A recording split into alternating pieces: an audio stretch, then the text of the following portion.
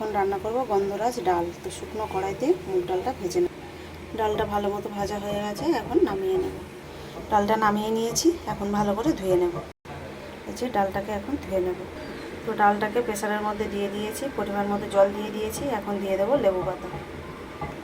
এখন দিয়ে দিলাম 5টা গন্ধরাজ লেবুর পাতা।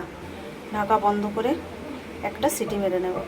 তো ডালের মধ্যে দেওয়ার জন্য উচ্ছেটা গোল গোল করে কেটে নিয়েছি, সামান্য একটু নুন দিয়ে ভেজে নিচ্ছি। উচ্ছেটা ভাজা হয়ে গেছে, এখন নামিয়ে নেব। ওই কড়াইতে দিয়ে দিলাম রাঁধুনি আর শুকনো লঙ্কা। তো ডালটা দিয়ে দিয়েছি, এখন দিয়ে দিলাম লঙ্কা, হলুদ, জিরে, ধনে আর স্বাদ মতো নুন। এখন দিয়ে দিলাম ভেজে রাখা উচ্ছে। এখন দিয়ে দিলাম সামান্য একটু চিনি।